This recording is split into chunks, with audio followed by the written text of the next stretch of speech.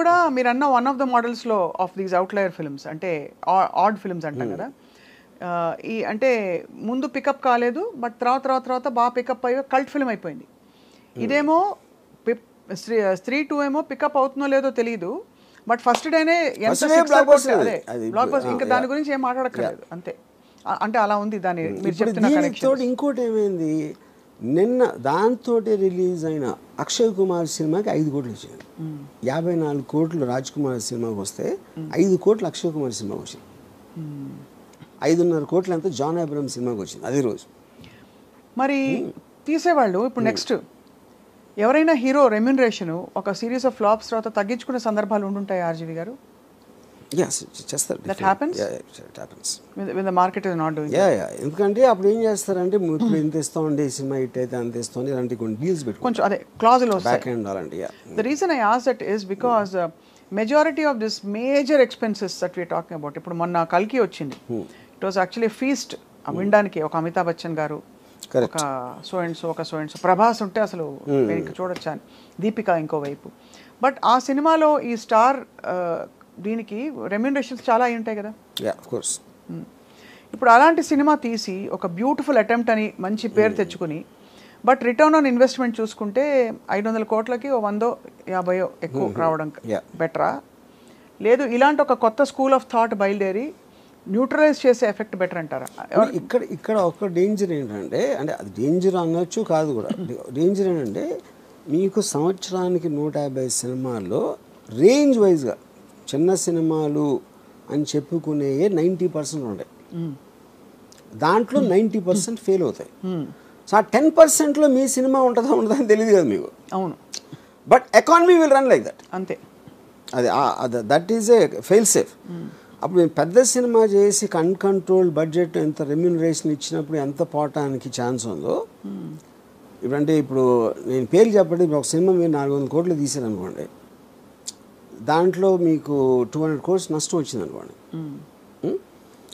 ఇప్పుడు మీరు దీని బేసిస్లో 10 కోట్లు 15 కోట్లు సినిమా తీస్తే ఎంత పోయినా కూడా మీకు 10-15 పోతుంది.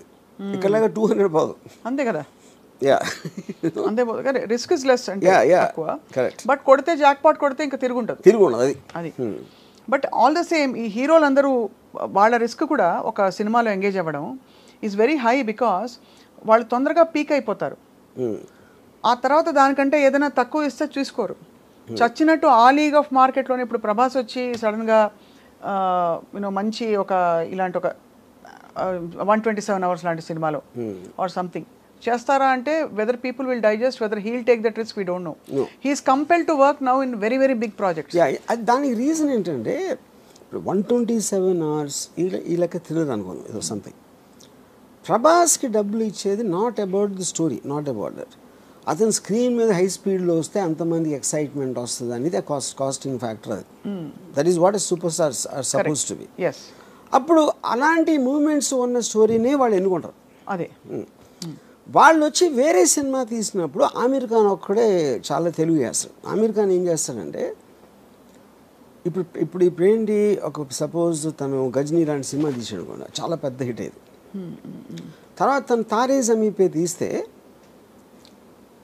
తారే జమీన్ పేలో చూస్తారా, అది మంచి స్టోరీ, కానీ గజనీకి అలవాటు పడిన వాళ్ళు దీన్ని చూస్తారా అంటే, దానికి ఆమీర్ ఖాన్ ఏం చేశాడంటే గజనీ నమ్మిన ప్రైస్లో 1/10 కమ్మాడు తారే జమీన్ పే. అప్పుడు ఆమీర్ ఖాన్ లాజిక్ ఏంటంటే, నేను ఈ సినిమాలు కూడా చేస్తాను, కానీ ఆ ప్రైస్కి అమ్మినప్పుడు ఆ ఆడియన్స్ నేను రీచ్ అవ్వలేను. దీని ఆడియన్స్ దీనికి ఉండదు. కరెక్ట్. అప్పుడు ఏమైంది, గజనీ కాస్ట్ 40 crores అయితే ఇది 5 crores అయింది. 5 crores అయ్యేటప్పటికి ఇది కూడా 60 చేసింది. 60 crores తారే జమీన్ పే. అదే ఒక 90 చేసి ఉండొచ్చు. 60 కాకపోయినా 10 చేసినా కూడా హిట్టే కదా. అప్పుడు ఏంటి, మీరు ఎంత కాస్ట్ చేశారు, ఎంత వచ్చింది చూసి 100 మంది 1000 మంది చూసారు అనుకోండి ఆ పెద్ద సినిమా, దాంట్లో 900కి నచ్చకపోవచ్చు, కానీ వాళ్ళు చూసారు, మీరు ఆ డబ్బులు అయితే మీకు వచ్చేసినాయి. ఇప్పుడు ఇక్కడేమో 100లో 90 మందికి నచ్చినాయి. అవును, కానీ ఈ సినిమా చూసే జనం ఉన్నదే 100 మంది. నేను ఆన్లైన్ సాటిస్ఫై చేసినా కూడా నాకు హ్యాపీ. అది ఆమీర్ ఖాన్ లెక్క. ఓహో, అంతే. అందుకని తను ఎక్స్ట్రీమ్లీ లో బడ్జెట్ ఇది వేస్తాడు, లేకపోతే వెరీ హై బడ్జెట్, రెండు. అప్పుడు వాటి డిజైన్ వేరే ఉంటుంది అంతే. Effectively ROI is better satisfied here, return on investment. ROI definitely.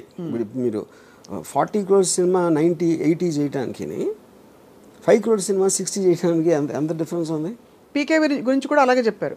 PK cinema release అయినప్పుడు ఆమిర్ ఖాన్ ప్రొడ్యూస్డ్, దాని cost of production was much less than so many other films ఆ టైంలో వచ్చినవి ఆ లీగ్లో. సో బట్ ఇవన్నీ ఏంటంటే ఈ యాజ్ అన్ అనాలిసిస్ ఇదంతా హాలీవుడ్ స్టార్స్. ఇప్పుడు ఫర్ ఎగ్జాంపుల్ టామ్ హ్యాంక్స్ ఉన్నాడు, హీల్ డూ కాస్ట్ అవే, ఒకే యాక్టర్ మొత్తం ఐలాండ్లో ఒకడే ఉంటాడు. He'll do a very big budget of some other film. వాళ్ళు ఏంటంటే వాళ్ళంతా స్టూడియోస్ కంట్రోల్ చేస్తాయి, బయర్స్ ఉండరు. ఈ బయర్స్ మీడియేషన్ లెవెల్లో ప్రైసెస్ అనేది ఇది అయిపోతుంది. అప్పుడు PVR జానేతు జానేనా సినిమా, అదే ఒక 5 కోట్ల సినిమా, ఆమిర్ ఖాన్ మేనలుడు, ఆమిర్ ఖాన్ ప్రొడ్యూస్ చేశాడు. ఆమిర్ ఖాన్ ఏం చేశాడు, అది వాళ్ళు 35 crores ఆఫర్ ఇచ్చారు కొనడానికి. ఆమిర్ నేను వద్దన్నాడు, నేను 5 కోట్లకి తీశాను, మీరు నాకు 70 ఇవ్వద్దు అసలు, రిలీజ్ చేసి 95% ప్రాఫిట్ నాకేమన్నాడు. అప్పుడు ఆమిర్ లాజిక్ ఏంటి, నేను 35కి నేను ఇస్తే అది 30 కలెక్ట్ చేసినా ఫ్లాప్గా వస్తుంది, 5 crores పోయినాయి కాబట్టి. నేను 5K ఇస్తే 6 వచ్చినా కూడా హిట్ అది. కరెక్ట్. యా, ఈ లాజిక్ ఆమిర్ చేసినాడు, ఎవరు చేయరు. అప్పుడే మీకు ఒక ప్రభాస్ ఒక సినిమా బ్లాక్ బస్టర్ అయిపోతుంది, మళ్ళీ రాధేశ్యామ్ మీద ఆడదాం, సడన్గా రాధేశ్యామ్ ఏమైపోయింది, అదేంటి, because of the cost factor and the selling factor. అది. సో మేము ఎంత పెట్టి తీసాం, ఇలా అద్భుతమైన గ్రాఫిక్స్, అసలు ఎవ్వరూ కనివిని ఎరుగని కొత్త కొత్త జంతువుల్ని కూడా తీసుకొచ్చేసాం గ్రాఫిక్స్తో, లేకపోతే ఫలానా లొకేషన్స్లో తీసాం ఒకప్పుడు, ఇవన్నీ కంప్లీట్లీ ఇల్లాజికల్ అనిపిస్తుంది మీరు చెప్తున్న ప్రపోజ్ చేస్తున్న మోడల్స్ని బట్టి చూస్తే. It is finally logical, I won't say, అంటే అది మార్కెట్ ట్రెండ్ అప్పుడు అంతే. మార్కెట్ ట్రెండ్ అందులో కూడా వర్కౌట్ అయినా ఉన్నాయి కదా. ఉంటాయి కరెక్ట్. సో అంటే ఎందుకు అడుగుతున్నానంటే ఇప్పుడు అంటే ఇప్పుడు ఇది ఇందులో ఇందాక చెప్పినట్టు కొత్తదనం ఏంటంటే ఓపెనింగ్ డే తీసుకోవడం అనేది ఇంతవరకు జరగలేదు, ఫస్ట్ టైం జరిగింది. Opening day is only relegated to extraordinarily visual cast పెట్టి. ఇప్పుడు బాహుబలి ఆల్సో హిందీలో it is a newcomers people.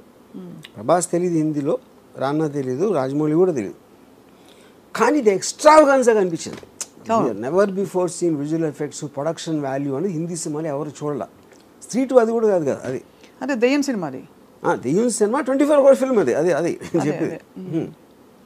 So ఇదొక shocker and definitely a case study. It's direction changer. ఎందుకంటే అంత రిటర్న్స్ వస్తాయి కరెక్ట్గా ఉంటే చాలామంది ఇన్వెస్టర్స్ అట్రాక్ట్ అవుతారు. ఫర్ స్మాలర్ సినిమా ఎంత చేసిన 2-3 కోట్లు దానికి ఎందుకు మనం ఎంత పెట్టి ఆ టెన్షన్ అని అనుకునే వాళ్ళు, దెబ్బ కొట్టిందంటే ఎంత రావటానికి ఛాన్స్ ఉందనేది it will create a new market for that.